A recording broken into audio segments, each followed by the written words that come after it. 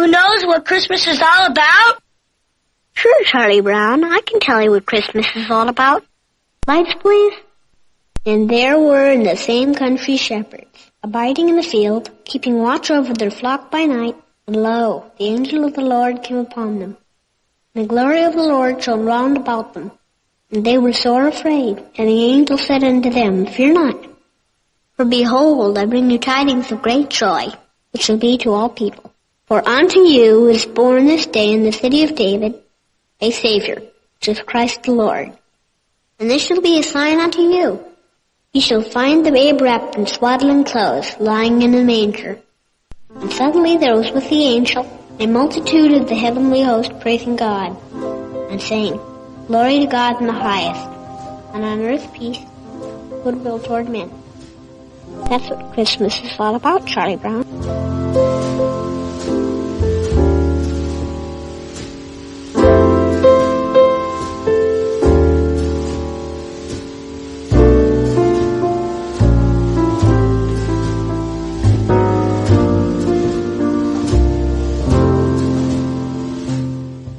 Hello, and welcome to Libations and Lectionaries. I'm Reverend Jimmy Gaughan. As you may recall, the plan for Advent was originally to do a 4-week, 4-part Advent Spectacular series. Well, they say that the best laid plans of mice and men often go awry, and so these did. Scheduling conflicts, trips to DC and Phoenix, and a very unexpected 24 hours wherein Katie and I thought that the Navy was going to make us move to Hawaii halfway through Lent meant that only the first and last weeks of Advent got recorded. For the record, we're not going to Hawaii. We're staying in North Carolina. Praise and glory be. But anyway, I did get an episode recorded for Advent 4 with Katie Callaway talking about the Magnificat. And now I'd like to present it to you in all of its Magnificat glory. Please welcome to Libations and Lectionaries, the Reverend Katie Callaway.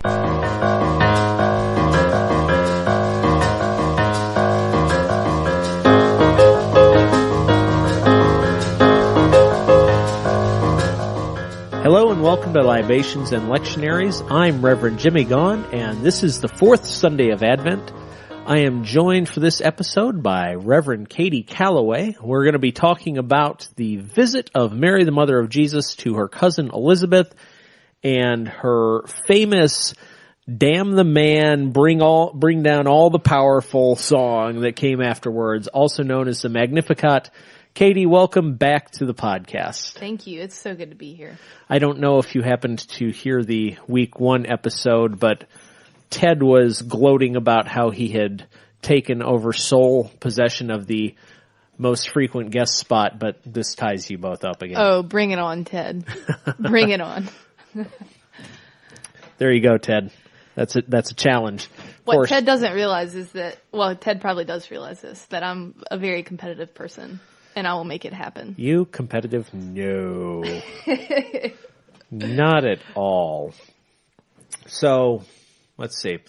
When was the last time you were on? When we did the Whiskey Around the World? That was a fun night. Yeah. What did we talk about that night? Whiskey? Well, aside from whiskey. Something about vulnerability. Yeah, I remember Katie and I were speaking to each other's souls. Yeah. I don't remember what it was, but I remember talking about vulnerability and how men just didn't get it. How men just didn't get it. Yes, that's what it was. We were talking about toxic masculinity. With what passage, I do not know. Let's see. Libations and Lectionaries. We were talking about Mark 9:30 through 37. That means no nothing to me. I think it's one of the little children passages, right? You know what? I do believe you're correct, but there's like 3 of them right in a row in the Book of Mark. Going to consult my Bible Gateway app. You millennial. Well, what can I say? And I'm actually not a millennial. Yeah, whatever. That's what they all say. Okay, Mark 9:30 through 37. Comes right after the Transfiguration. Jesus foretells his death and resurrection. Then they argued about who is the greatest, and that's where the toxic masculinity argument came in. That's right. That's right. Because men always like to argue about who's the greatest. Yes. But it was also 2 months ago, so I didn't remember. Yeah. It's been a long 2 months. Indeed. So, what's new since that last time you were on the podcast? Anything? Life is crazy. Yes. I don't know. I've learned how to drive my stick shift car. All right. I was unsure about it last time we talked. I have watched The Good Place. Excellent. And fallen in love with The Good Place. Fantastic. And, probably quoted on a semi-regular basis. Well, that's forking fantastic. Yes. It's a great show. It is. Not at the last time you were on the podcast, I had only watched up through season 1. I am now completely caught up as well. Yeah. So it's good. It is. It has, even though it's not necessarily it's not an innocent show by any stretch of the imagination. Kristen Bell's character sees to that by herself. But it has an innocence to it that all of Michael Schur's shows have. Yeah. Parks and Rec does. Brooklyn Nine-Nine does. And The Good Place does. Yeah. Well, I feel like Parks and Rec basically changed my life. Oh, for sure. And I aspire to be like Leslie Knope. And so I had high expectations of The Good Place, and those expectations were fulfilled. Well, with the exception of his distrust of the government, seeing as how I work for the government, I aspire to be like Ron Swanson. So, of course, he worked for the government too, so there's no telling. Yep. So, our libation tonight is Jubelale, the annual winter/Christmas beer from the Deschutes Brewing Company in Bend, Oregon. It's a fantastic beer from a fantastic brewery. I ate lunch once in their brew pub in Portland. They make good food too, but not as good as their beer. I've heard great things about their actual pub. Like the environment and that kind of thing. It was very, very busy when I was there, which was probably because I was there on a Saturday afternoon in August. But what were you thinking? I was thinking weekend off from chaplain duties. I'm getting on the train from Seattle down to Portland. But yeah, so Deschutes makes lots of great beer. Have you ever had their Black Butte Porter? No, I haven't had a lot of Deschutes. Oh, they make good beer all the way around. I was introduced to Jubelale, actually my last year of divinity school, by Lisa Page. Since she's from the Pacific Northwest, she introduced many of us to Jubelale, and I was like, this is a good beer. It is. And it's 6.5%. Yeah. It's not ridiculously high alcohol like most winter warmers are. Right. Well, but that's pretty high. I mean, it's high, but like New Belgium's accumulation, I think, is it's 8. like 8.3, I think. And Sweetwater, I don't remember the name of their winter warmer, probably because the last time I had it, I drank 4 bottles of it. And it's 10 something. What was the one that I had the other night that was so good? I had, now I'm not going to be able to remember it.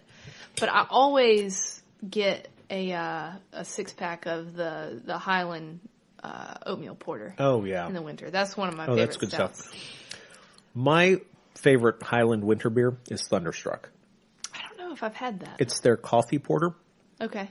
They make it using coffee from the Dynamite Roasting Company in Black Mountain. Oh, yeah. I love Dynamite Roasting. Yeah, so it's a great beer. I was, when we lived in Missouri, it was nowhere to be found. You could not get Highland beer there.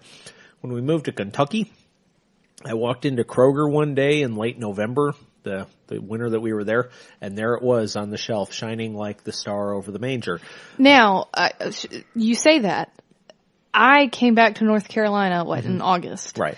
And at some point since I left North Carolina, Highland has changed their logo. Yes. And I could not figure out, I was reading Highland Brewery on there, and I could not figure out why that sounded familiar because I didn't see the man with the kilt. That happened literally right before y'all moved back. Okay, Like, it happened in June. Like, I almost didn't buy the beer. I almost missed out on it because I couldn't recognize the logo. And then you realized, wait a second. Gaelic... Oh! Yeah, exactly. Exactly. Yeah. But yeah. So back to Deschutes. Jubelale it's a great beer. And I enjoy it.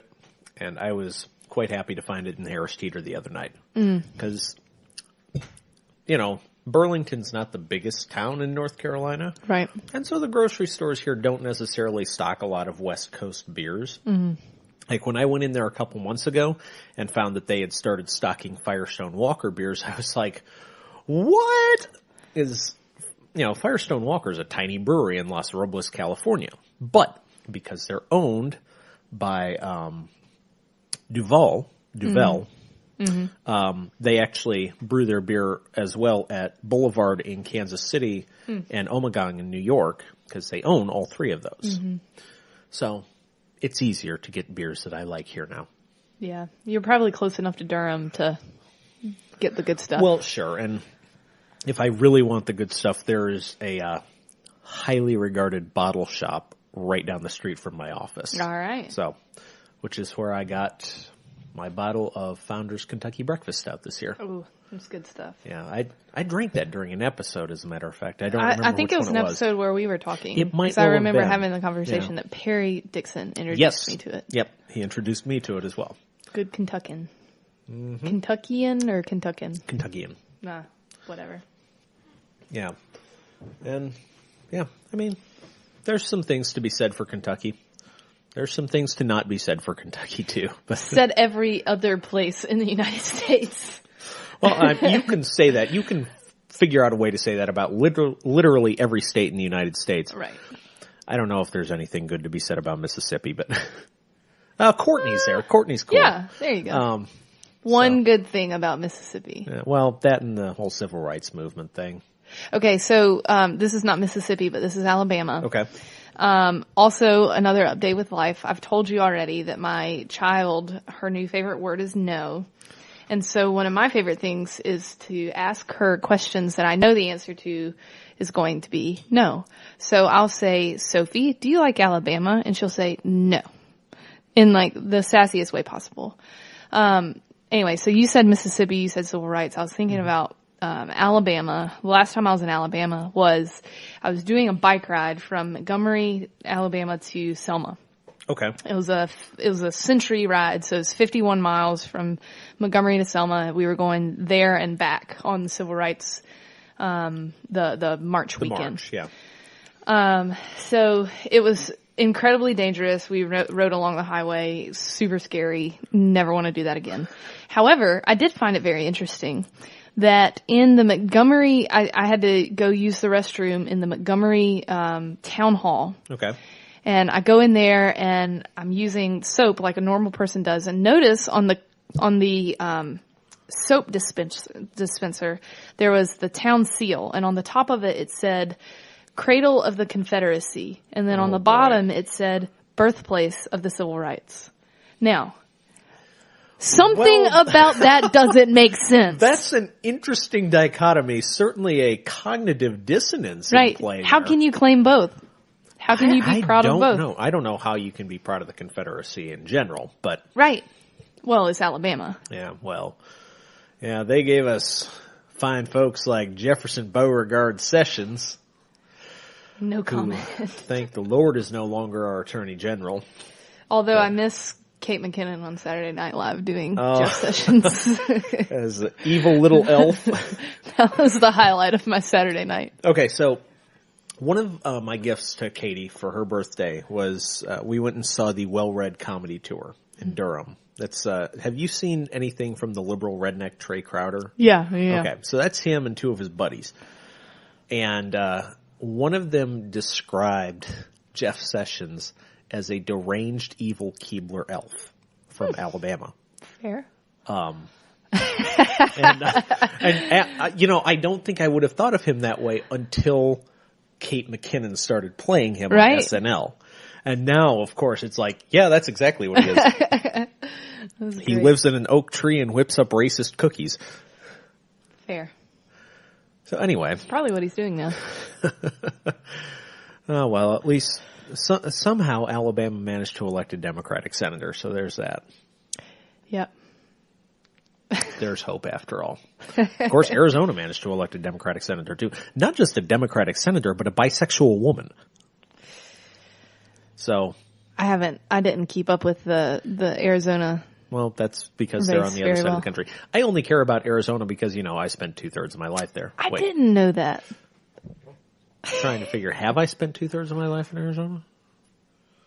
Let's see, 23 plus 3, 26. Barely. I'm coming up on having spent less than 2/3 of my life in Arizona. My goodness. Time to move back. Let's slow your roll there.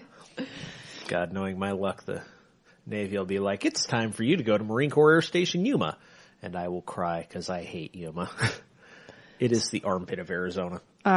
It is. If you had to name the armpit of North Carolina, what would it be? I can name the armpit of South Carolina. Okay.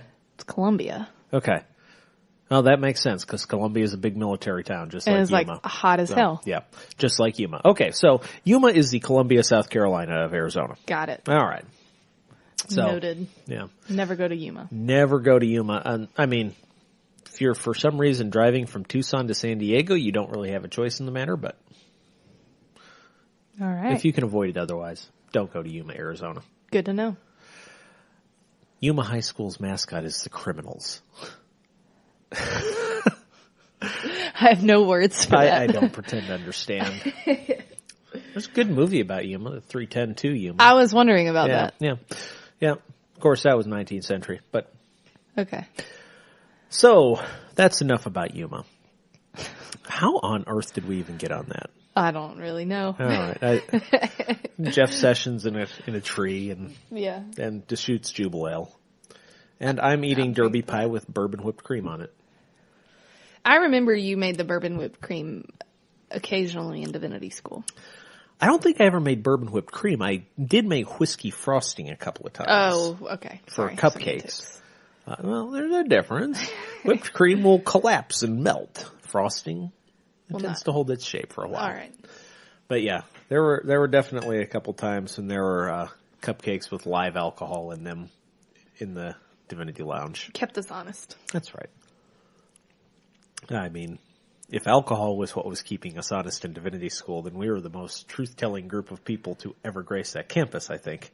You are speaking the gospel right now. Speaking of the gospel, let's talk about Luke 1. Luke 1. The visitation of Mary to Elizabeth and Mary's Magnificat. Mm-hmm. Not to be confused with the Magnific dog, right? No, the Magnific dog is something else entirely. He is not just a good boy, he is a magnificent boy. Speaking of good boys, I think he's mine right finally here on my foot. Okay, but he has calmed down significantly. Yes. Yeah. He's my buddy. Well, Albus is a good boy. Isn't that right, buddy? So, Mary's visit to Elizabeth. So, this comes right after an angel shows up on Mary's doorstep and says, "Yo, you're going to have God's baby."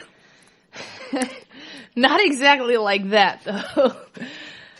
I mean, it was kind of without warning. Without warning. Yeah. Yes. Blessed are you among women.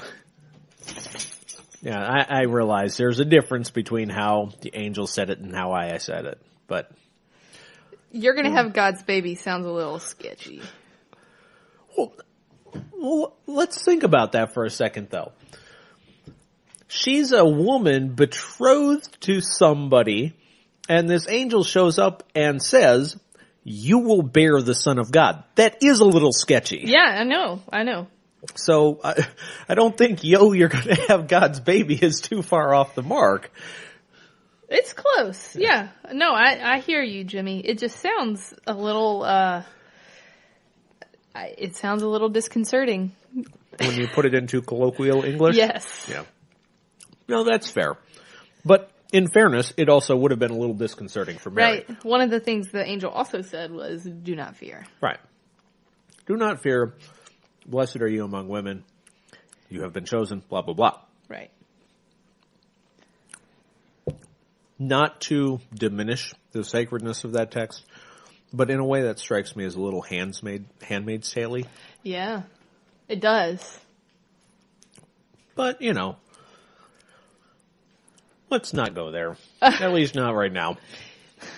That sounds great. Maybe have you seen the White House decorations? The blood red Christmas trees?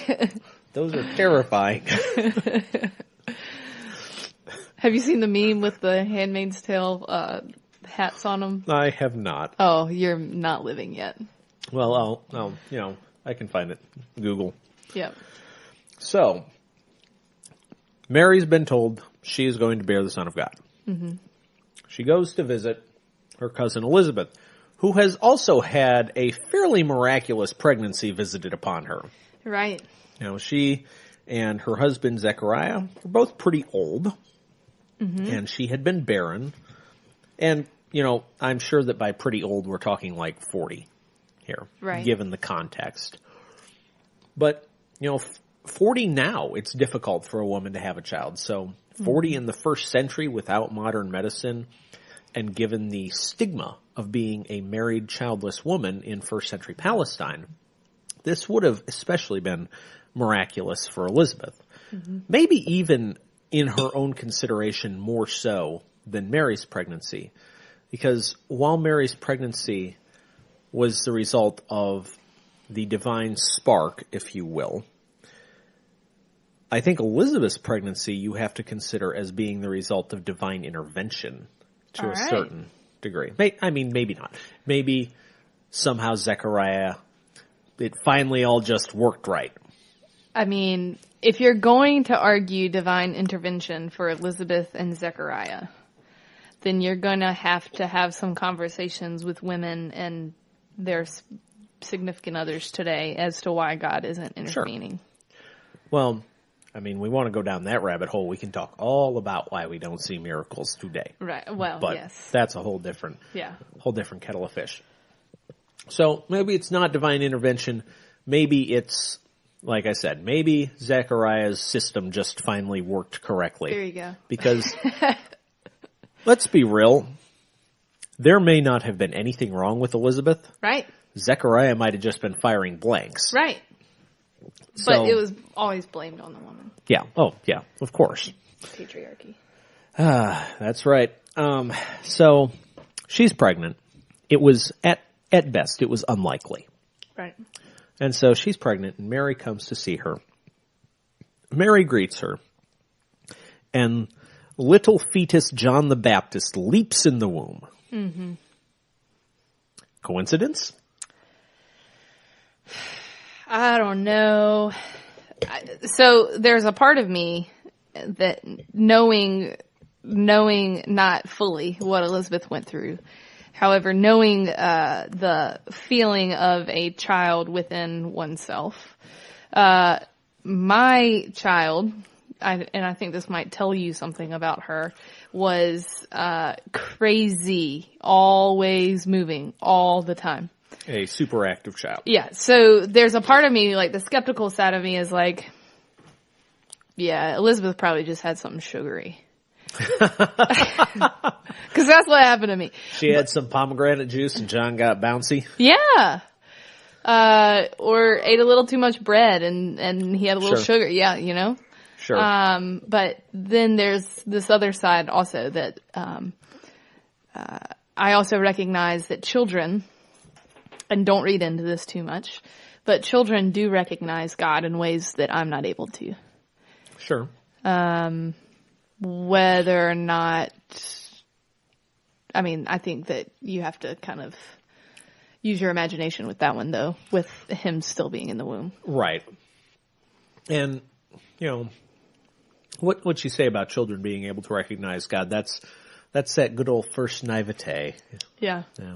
And I think of this story, I think it's Parker Palmer, who tells the story of the little girl whose parents brought home a new baby from the hospital. I think the little girl was like 4 or 5, and she insisted on watching her new little brother and being with him alone. And her parents were hesitant, but they decided that since they've got a baby monitor in the new baby's room, they would let the little girl go in there and watch her new little brother. Sure. For a minute. Do you know the story? It sounds very, very familiar. So the kid goes in there, and the parents are listening over the baby monitor, and they hear the little girl say to the new little brother, "Tell me about God. I've forgotten." Ooh. I don't know. That's like a gut puncher right there. Yeah. And so there is a side of me that thinks like, well, maybe something really was going on here. But there's another side of me that's like, no, she probably just had some sugar. Well, and, there have been studies conducted that have demonstrated that fetuses in the womb can hear and recognize. Right. Once they've reached a certain stage of development, they can hear and recognize things that are going on outside, which is why, you're encouraged to play music to your kids. In my mom's case, that was Van Halen. Which, I don't know, maybe that's why I actually have rhythm. All right. Because I spent when my mom was pregnant with me, I spent listening to David Lee Roth screaming about running with the devil while Eddie Van Halen shredded on the guitar behind him. Blessed are you among men and women to have had Van Halen played it in utero. Given that my mom was pregnant with me in 1981, it could have been a lot worse. It could have been like the Bee Gees or something. I kind of like the Bee Gees. I mean, I do too, to a certain extent, but I'm very glad that I was gestated listening to rock instead of disco. Yeah. Just as a matter of personal preference. Yeah. So blessed are you among women, and blessed is the fruit of your womb. Okay. And I'm sorry, that's like straight Handmaid's Tale quote. Yeah, yeah. But we're going to ignore that because, yeah. No, I mean, I do think that you raise a really interesting point about the idea of incarnation and this idea of Mary being a handmaid. Not just being a handmaid, but being the surrogate mother. Right. And so this brings up some really interesting issues in surrogacy. And I think some womanist theologians have really dealt with surrogacy on a better level than many others. Sure. I think about Dolores Williams' project Into the Wilderness. Has a really powerful chapter. Be the voice out of the wilderness. Oh. Katie, there you go. My wife Katie is wearing a Wild Goose Festival tank top that says "Be the voice out of the wilderness." Yeah. So, all right. So, blessed are you among women. Blessed is the fruit of your womb. Why has this happened to me that the mother of my Lord comes to me? Okay. How did Elizabeth know? I mean, is that just a textual thing that Luke has put in there to kind of give some mysticism to the story? Or did she actually know before Mary could tell her? Or did, Mary write her a letter? I don't know. And that's a great question. And I have not thought about that. One thing that I thought about a good bit was why Mary went to Elizabeth. I would imagine that was to get out of her hometown and away from the looks of shame. Yeah. Perhaps to avoid any honor killings. Yeah. I mean, like, you've got to think about that time period was based on the honor-shame system. Yep. And if there was a particularly strict Mosaic law Pharisee running religious matters in the town, well, there were Mosaic laws that said she needed to be stoned. Right. And you think about what we say to our Sunday school answers. Mary went to Elizabeth so they could celebrate together. No, Mary went to Elizabeth so she didn't get bludgeoned by a huge Right. effing rock. Right. And I think there is some sense of like seeking encouragement, but I think it's more of a desperation than it is a joyful celebration. Right. And it's interesting, even though, we don't have that textual expansion, we don't have the midrash for the Gospels like the Jewish tradition does, which I think is a real shame. Right. I wish we had that kind of thing for our text. And, I look at, even though it's a work of fiction and an irreverent work of fiction at that, I look at Christopher Moore's Lamb as being a sort of midrash for the Gospels. And this is something he actually explores. Okay. Why Mary had to leave Galilee. And that's what he says. What he explains is that Mary left Galilee so that she wasn't confronted with the shame, so that she wasn't confronted with religious fanaticism and a truly inequitable application of the law. That's why she went to stay with Elizabeth and didn't come back until she and Joseph had to go to Bethlehem. Yeah. So I can roll with that. yeah. Maybe we need to be more honest in Sunday school. Yes, at least in our adult Sunday school classes. Even in our teenage Sunday school classes, because try explaining that to a 5-year-old. Oh yeah. Mary went to stay with Elizabeth so she didn't die. Right. Why would she have died? Because men are terrible. Exactly. Shoot. So does Sophie have a Smash the Patriarchy t-shirt yet? Listen, she had 4 Down with the Patriarchy shirts when she was a little baby. But she currently doesn't because she's growing like a weed. We can't keep her closed. She, in the last 3 months, she's gone through 3 sizes. Wow. Yeah. She grown quickly. Yeah. Yeah, but she's, this is that age. Yep. So that's okay. She doesn't need one right now, I guess. No, she knows the word no, which is enough. That's a good word to know. Yes. So Mary said, "My soul magnifies the Lord and my spirit rejoices in God my Savior."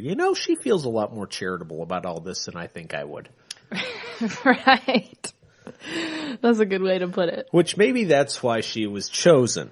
Well, is she being charitable? I mean, so I wonder, well, first of all, I want to, at the end of this, when she talks about, what does she say? He has filled the hungry with good things, is verse 53, and sent the rich away empty. This last week, in our first Advent service for our Wednesday night Vesper service, we sang "My Soul Proclaims with Wonder," which is the text itself from the Magnificat. And the last line of one of the verses says, "Sent the rich away," or it's "and the rich an empty cup." And I left and I was like, ooh, here I was in a big steeple church singing about the rich being sent away with the empty cup. And I'm not saying that my church is rolling in money. What I am saying is that we're in the developed world. We're mostly white, right? Relatively middle to upper middle class. In the grand scheme of things, that's us. Oh yeah, for sure. So this idea, my soul magnifies the Lord. That's kind of a charitable, look at her situation. But then she gets into God sending the rich away empty, which at first I'm like, yeah, God sends the rich away empty. And then I'm like, oh wait, I'm the rich. Right. Yeah. No matter how many student loans I have, right, I'm still the rich. Well, you consider the fact that you are a woman in ministry is an example of privilege that a lot of women don't have based on their location in the world or their particular religion. Right. The fact that I'm able to sit here and record a podcast is also privilege. The fact that I'm doing it on equipment that is at minimum 5 years old is irrelevant because this is you and I are in a better position in life than 99% of the world's population. Right. I'm talking with my hands like Bill Leonard right now. Economics. And this is exactly the kind of thing he would get into. Yeah. But yeah, we are, in a manner of speaking, we are the very people Mary's talking about in verse 53. Whereas, I don't know, what is homelessness like in High Point? I think it's an issue. I mean, I know it's an issue. I think one of the more, it's not as visible an issue as something like food insecurity. Sure. Well, and North Carolina is one of the worst states in the country. Yeah, it's for horrible. But in terms of homelessness, it's an issue that's, as many cities have done, is they've hid it away. Yeah. Well, I remember when Katie and I were living in Missouri, just north of Kansas City, my last Advent there, I preached a couple sermons about this kind of thing. And that was year C. That's why I would have been preaching on this in 2015. And one of the things I said, on Black Friday in 2014, $1.1 billion was spent on retail in Kansas City alone. And that kind of money could feed, house, and give health insurance to every single homeless person in Kansas City for something like a decade. Wow. And then around the same time, there was a church in Kansas City, which I won't name, but I will say it's a mainline church. It's a mainline Protestant church. It is mega church sized, and their pastor is something of a celebrity. And those of you who know Kansas City churches know exactly which one I'm talking about. Now I'm curious. I'll tell you off air. Okay. But they had undertaken a sanctuary building project that was going to cost them $93 million. And I saw that figure, and I ran the numbers. That amount of money would, for 1 year, do the same thing. House, feed, and give health insurance to every single homeless person in the Kansas City metro. Good God. Yeah. For how long? For a year. Okay. Which a year's not a long time. But it's long enough to... But, if you have the money to build a $93 million sanctuary that, quite frankly, was unnecessary, yeah, you have the money to take care of the poor in your midst. But that's not what churches are about. I mean, really, like... I know. And this sounds horrible as a minister, but I think that it starts out as an innocent project of trying to maintain the institution and looking out for the good of the institution and not just churches, right. but institutions are going to bend towards self-preservation. Yeah. And then that gets off on a $93 million project. I mean, yeah,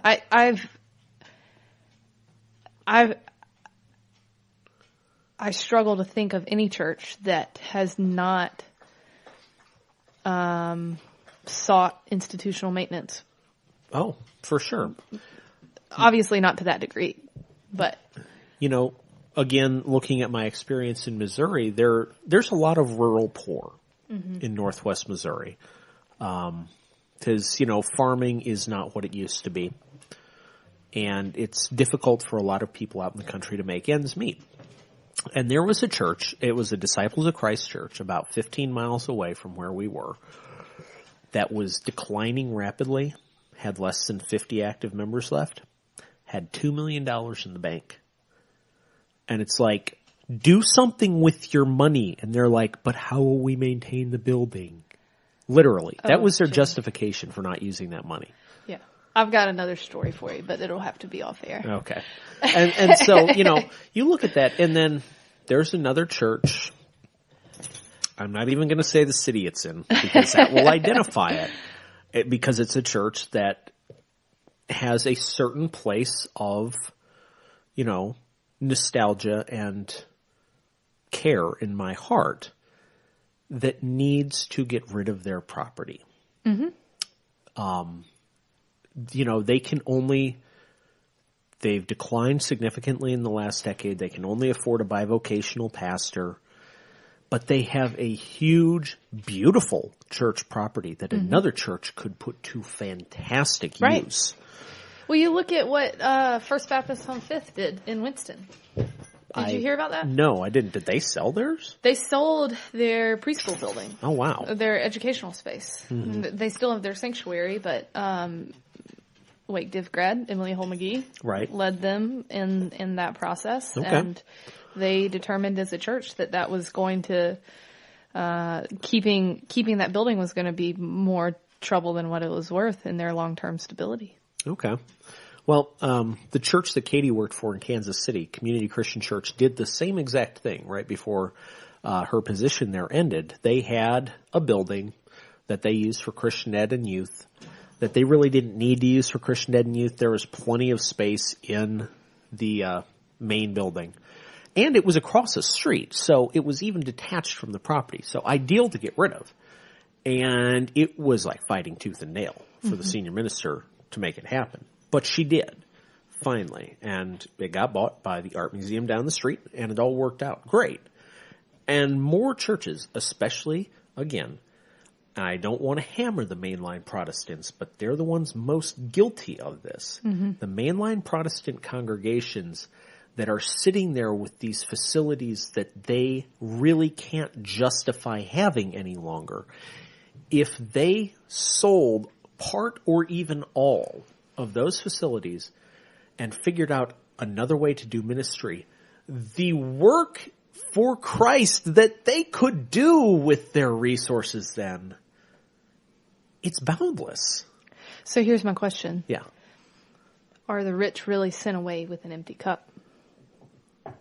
Not right now. No, but seriously, if these churches that have, I mean, obviously, like thinking of the billionaires in this world, there is some sense of like they can give away $1 million and it doesn't hit them. But these churches who are selling their buildings, presumably, I mean, you could say they're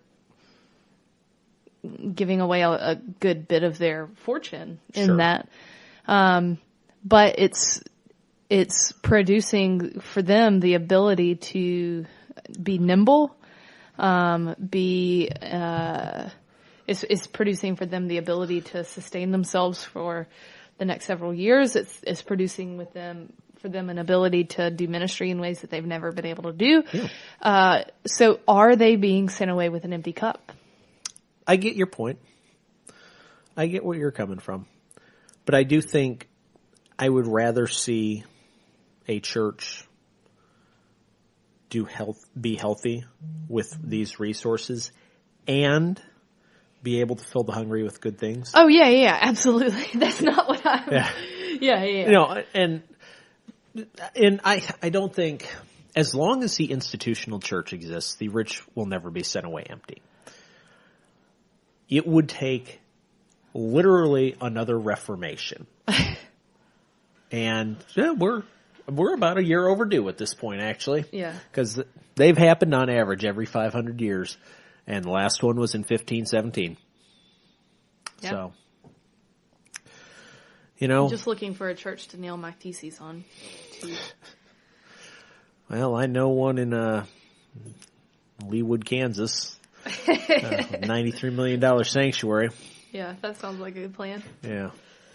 You'd actually probably get on the news if you did that after you got arrested. Right. And also, I would never get hired for another church ever again. I don't think that's necessarily true. You might not get hired for a stodgy, uptight, largely white middle-class congregation ever again. Which is the exact church that I want to pastor, always. Indeed. But I think that doing that what kind of listeners can't see is the look on my face. Right. Well, I think most people who listen to this podcast know you. But, I think that's the kind of thing that would make you more attractive to the more revolutionary prophetic churches out there. Yeah. Even though they're all pretty poor. So you ready to go on a road trip? To where? Kansas City. Let's do it. I'd love to go back to Kansas City.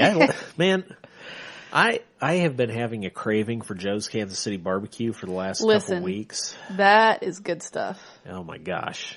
That's good stuff. So funny anecdote. When Katie got ordained back in 2015, her parents and her grandparents flew in, and we took them to Joe's for dinner. Now, her grandfather doesn't eat a whole lot, ever. He's just, he's an old man, and a lot of old people don't eat a lot. He ate half a rack of ribs at Joe's. Good for him. It was insane. And he was like, that was fantastic. That's awesome. Charles and Stephanie Swanson and Charles Smith sent us a box of Joe's. That's what you call it? Yep. Joe's. Used to be called Oklahoma Joe's. Right after we had a miscarriage prior to getting pregnant with Sophie. And they sent us some barbecue, and oh my God, we opened the box and it consumed us. That's good comfort food, man. And it was freeze-dried. It had no reason for the smoke to escape the freeze-dried packaging, and it was that good. Yeah, it doesn't. You know what? They probably, after they package it, they probably then smoke the packages. Yeah, that's so that probably you get exactly the smell when you get it. Probably can't be good for the plastics. You probably got some BPA in your meat, but well, worth it. Such is life. Do you see that Stephanie's church actually hosted the Fab Five from Queer Eye? Yeah, I was super jealous. Yeah. So anyway, I guess the point of all this is, what do we mean when we say, fill the hungry with good things and send the rich away empty? Are we meaning literally reverse their positions completely, or are we meaning perhaps create equity? Well, that's a good question, and I think that encapsulates the larger conversation around the Magnificat. Mm-hmm. This idea, I was reading this earlier and thinking about what it was speaking to me in this moment. But the idea of God showing strength with God's arm, God has scattered the proud in the thoughts of their hearts. God has brought down the powerful from their thrones and lifted up the lowly. There is this overwhelming sense of subverting power structures. Oh, absolutely. And so can subversion really happen if equality is, what does true subversion mean in this case?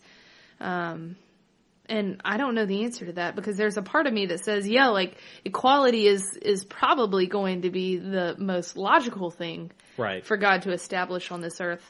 But then there's another part of me that says, no, God is building this new kingdom with these people who have been oppressed as the cornerstones. Oh, yeah.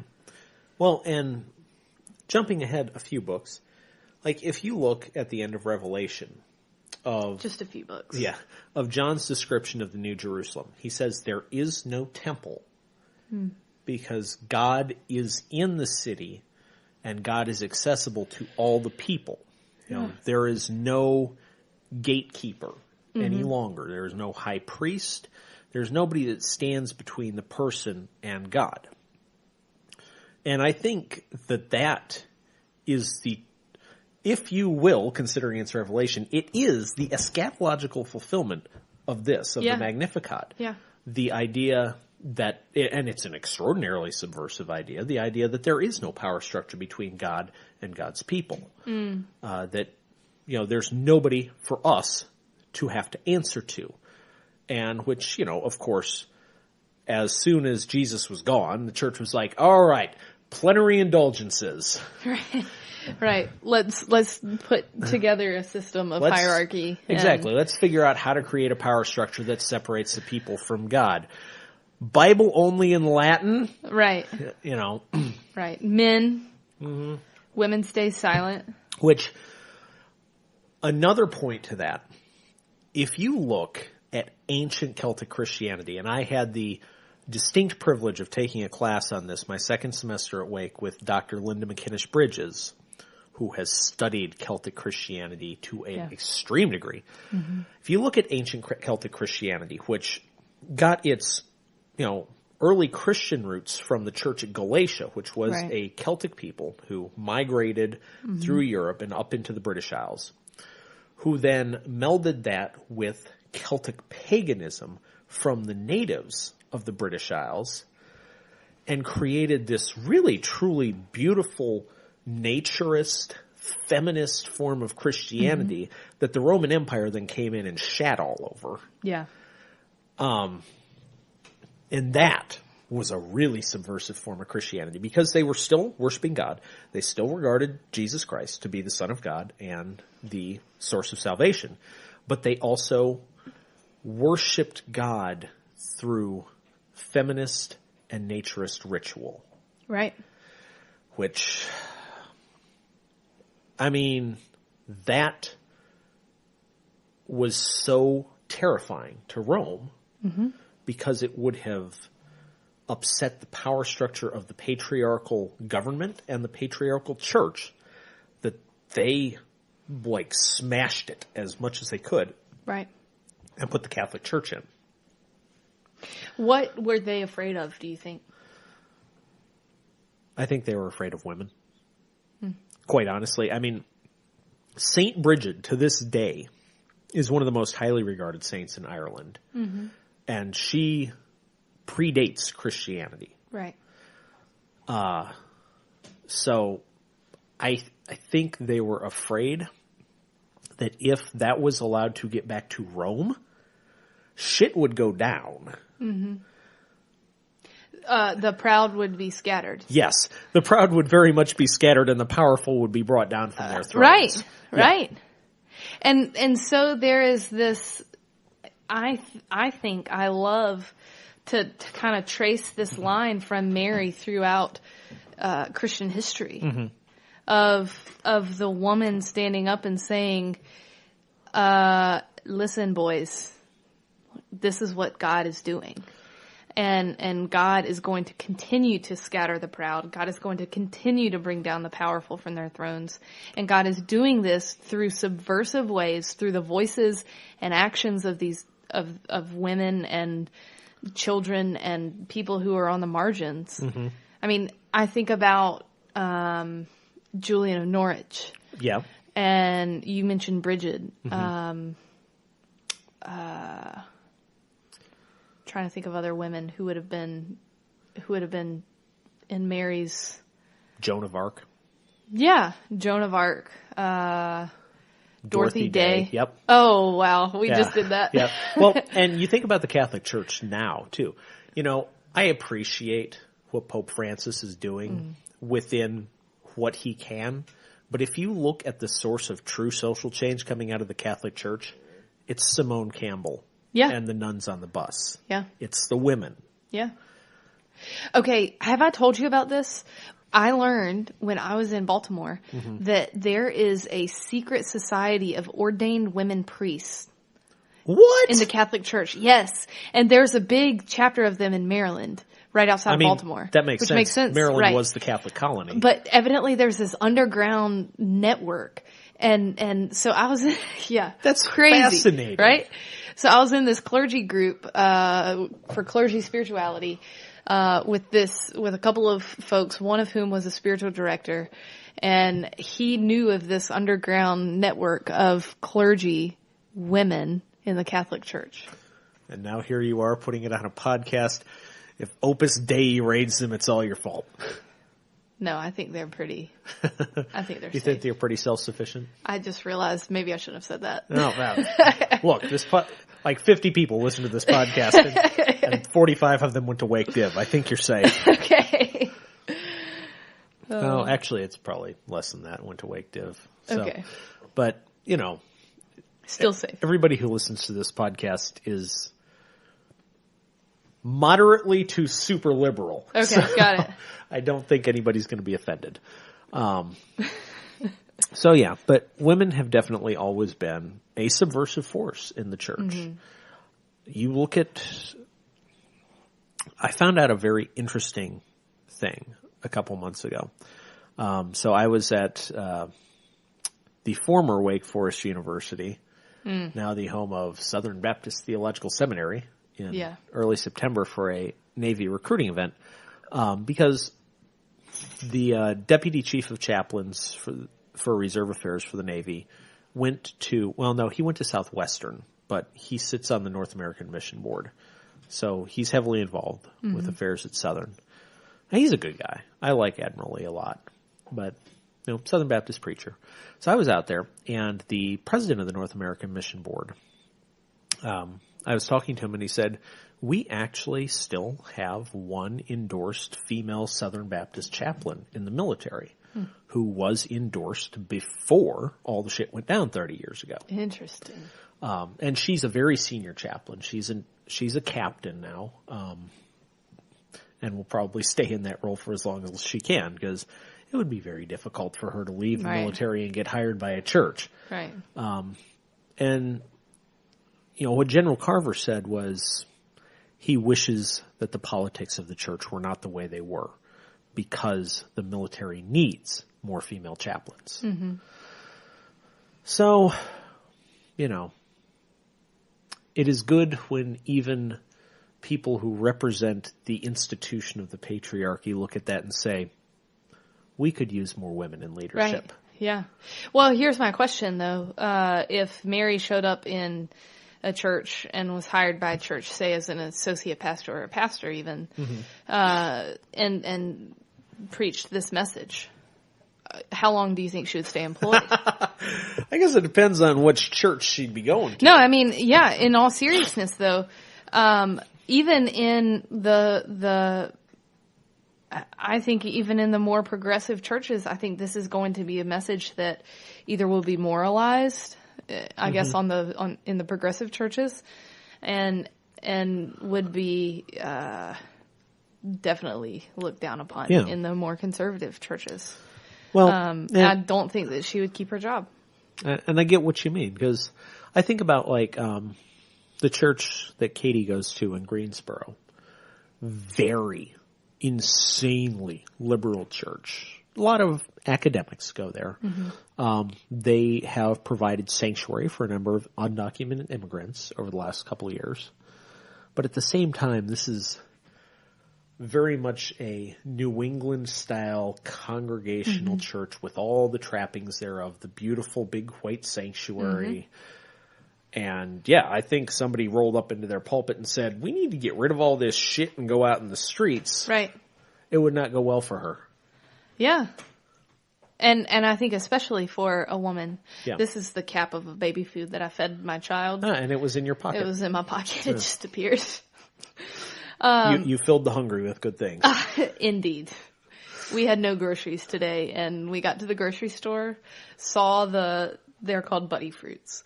Saw the buddy fruits, and I knew that once eyes were laid on them, we would not get through the grocery store without a breakdown unless we had a buddy fruit before we left that aisle. So she ate one, and then you scanned an empty package at checkout. Exactly. Yeah. They're used to that. It happens. Grocery shop. Well, I mean, as long as you pay for it, who cares? Right. Here's another thing that I'm interested in. Sure. This idea of fear of God. Mm-hmm. So verse 50 says, his mercy is for those who fear him from generation to generation. I once served a church. Not going to say where. We've done a lot of that this episode. This could be any church that I serve, but sure. I'm thinking of a particular one in my mind. Mm-hmm. I'm sure this conversation has come up in many manifestations at many other churches. But I was teaching a group on Julian of Norwich. Okay. And there's this passage in Julian where she says in the Revelations of Divine Love, where she says, "In God I see no wrath." And so, which sounds like a great thing that you would want to teach your church, right? Yeah, but that's that's a pretty revolutionary teaching, right. Especially for her time. Right. So, for those of you who, I imagine most people who listen to this will be familiar with Julian. There's a few lay people who listen. She was writing right after the plague, the Black Plague in England, and a lot of people took that as God's wrath. A lot of preachers were using that as an example of God's wrath, and so her vision of God was that she saw no wrath in God, and that was revolutionary for her time. What I didn't realize is it was revolutionary for the year in which I was teaching this class. And needless to say, some conversations ensued with church leadership, and I was told never to say that again. However, I do find it really interesting that people, and I don't know if you've encountered this, Jimmy, but I imagine you have, people are so willing to argue for an angry God that you have to fear. Yeah. And don't take time to think like, do I really want an angry God? Well, that's so deeply ingrained in American culture too, because you think about it, you go back to mid-18th century, right before the Revolution, and you have Jonathan Edwards talking about how we are all sinners in the hands of an angry God. Right. And then his grandson was Aaron Burr, and we know he was a dick. But it's interesting, though. So one of the best responses I've ever heard to that idea came from what some might consider an unlikely source, Kevin Smith's movie Dogma from 1999. So with Macaulay Culkin. Wait, no, Dogma. I was thinking of what was the other one? Saved. Yeah. So Dogma is about these two angels played by Ben Affleck and Matt Damon, Bartleby and Loki, who were banished to Earth and figured out a loophole thanks to the Catholic Church, and they were about to destroy all existence. And at one point, Matt Damon's character, Loki, starts talking about why he hates the idea of this all-powerful, wrathful God. He's like, you have God sitting up there in heaven saying, don't do it or I'll fucking spank you. And that's what people have been taught to believe. Why? Why is that what they've been taught to believe? Well, I am a big fan of Richard Rohr, and he says that we project onto God our way of loving. And I think that's one of the most profound things. I kind of hold that up there with the symbol of God functions. And then the next most profound thing, I think, is we project onto God our way of loving. Because... Well, I think those work together. Yeah, too. Exactly. And we need... I mean, in this society, an image of a parental figure who will give their child a spanking if they act up, or will send their child to their room if they got a C on their report card, or whatever. I mean, I think that we're in a society in which you get the punishment that fits the crime. Right. And forgiveness, and I think we could have lots of conversations about this, but forgiveness is not on the table as the initial reaction. Grace is not on the table as the initial reaction. First there's the punishment, and then there's the grace. Right. Which that doesn't make any sense. Is it truly grace if it's grace after punishment? Yeah, if it's conditional. Basically. Right, exactly. And so I think about all of these folks who I've encountered in church worlds who have argued for the wrath of God and have argued that we need to fear God. And I just have such, I'm almost speechless to think about arguing for more anger. Yeah. It's like, are you telling me that this God who so deeply cared about God's own creation to take human form, walk among the people, be crucified by the people, experience pain, that God would not have had a human level understanding of prior to that. Are you telling me that the same God that did that wants to kick our asses for taking God's name in vain? Right. That's bullshit. Right. So, so this verse made me think about, what I understand as the opposite of fear is courage. Mm-hmm.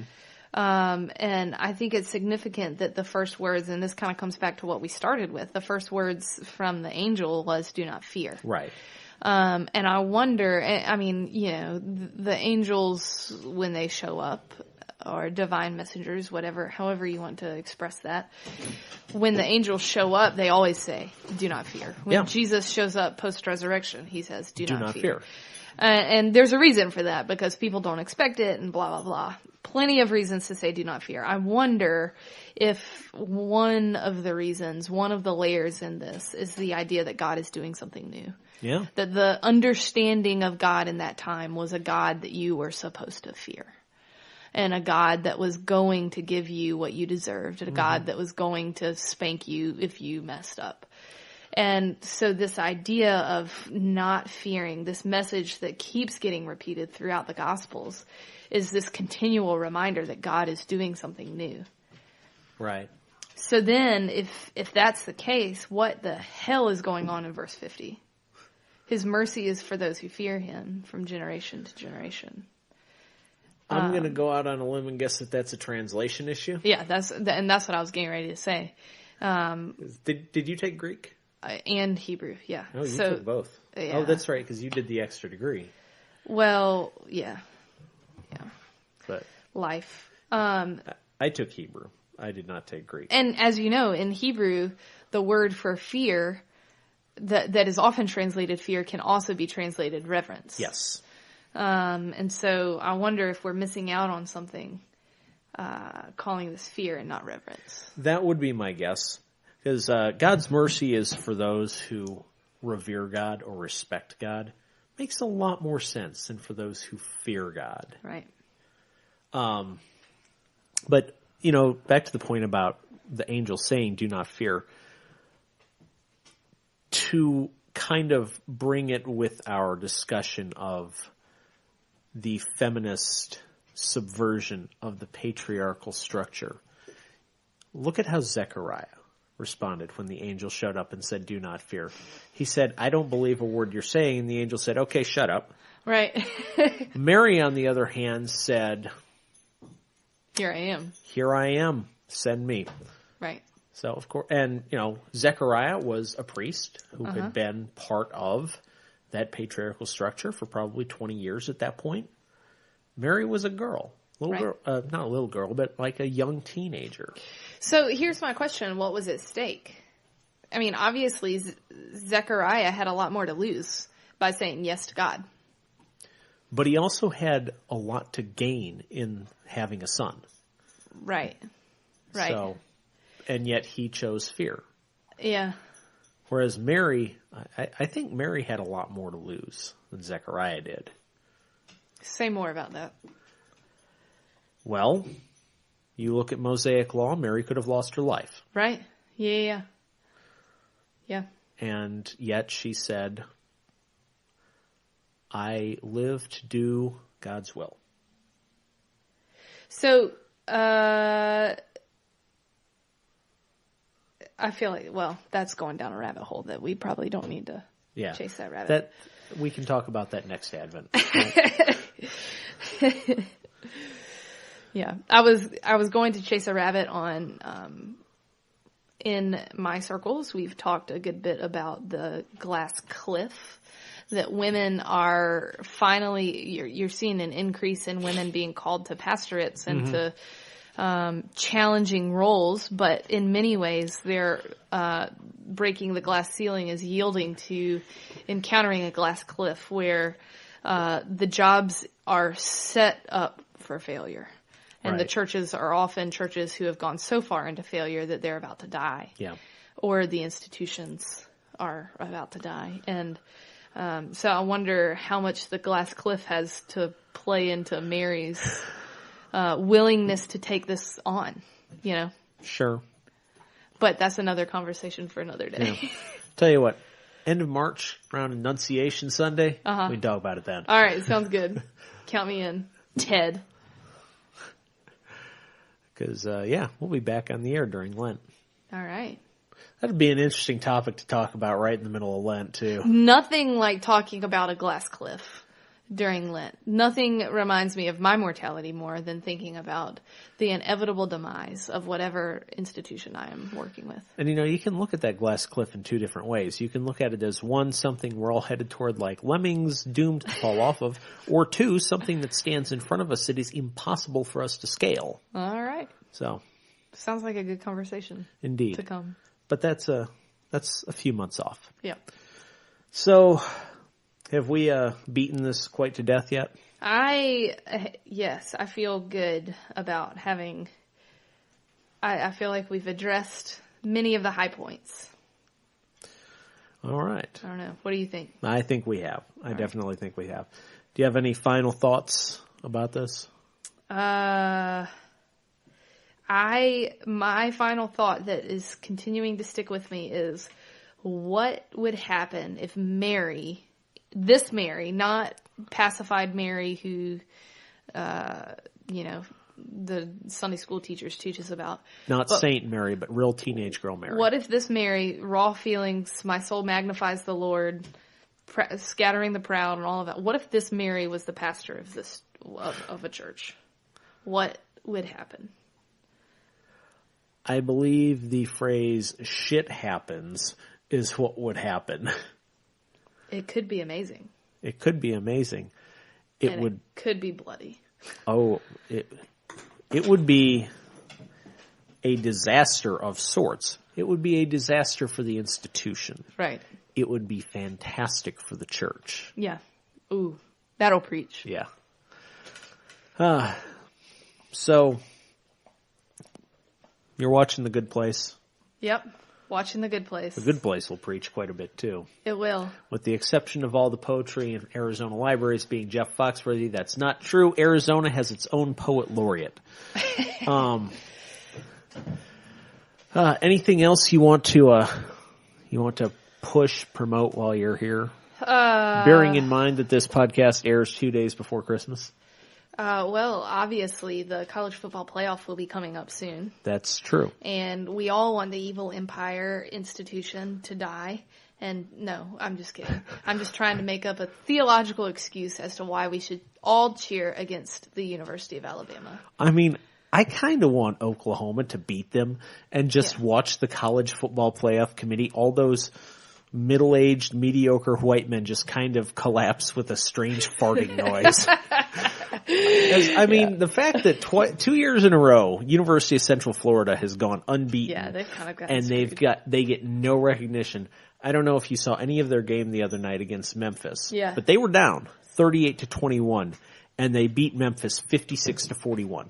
They outscored them 35-3 in the second half without their starting quarterback who is out for the rest of the season. And probably never will play football. Yeah, which is really unfortunate and is a byproduct of college football that, that's another conversation about why the NCAA needs to stop being so damn stingy about how those kids make money. Yeah. And now Memphis gets to play Wake Forest in the Birmingham Bowl. Yeah. I kind of want to go. Birmingham's cool. It would be interesting. I've never been to Birmingham. No, that's not true. I have driven through Birmingham when I moved out here from Arizona. It reminds me a lot. Have you been to Pittsburgh? The airport. That's it. It reminds me a lot of Pittsburgh. Okay. In fact, they call it the Steel City of the South. And no, you said Montgomery was the cradle of the Confederacy. Yeah. And the birthplace of civil rights, evidently. Yeah, indeed. So, yes. When is that bowl? December 30th? 29th. 29th, okay. 4 p.m. Clemson versus Notre Dame. Yep. 8 p.m. Alabama Alabama versus Oklahoma. And the next night, Katie and I get to go see the Avett Brothers in Charlotte. Woo. Oh, that'll be awesome. Yeah, it will be. All right, cool. So I think that about wraps it up for this evening. If you're listening to this podcast, this will be coming out on the morning of December 23rd. Which means there will be another episode coming out tomorrow. Aren't you lucky? the Christmas Eve episode. Ooh. I have no idea who I'm recording that one with as of recording this one. Excellent. Indeed. But, so, hope you've enjoyed this episode. And until tomorrow, have a drink and read your Bible.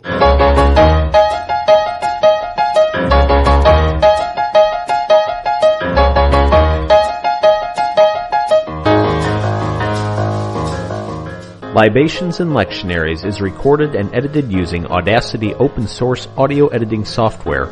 Clips from A Charlie Brown Christmas, as well as Christmas Time is Here and Linus and Lucy by the Vince Guaraldi Trio, are used for purposes of providing reference for commentary. Libations and Lectionaries will return, I promise you, it will return, for an Epiphany episode, and then full-time for Lent. Until then, as always, have a drink and read your Bible, and Merry Christmas and Happy New Year.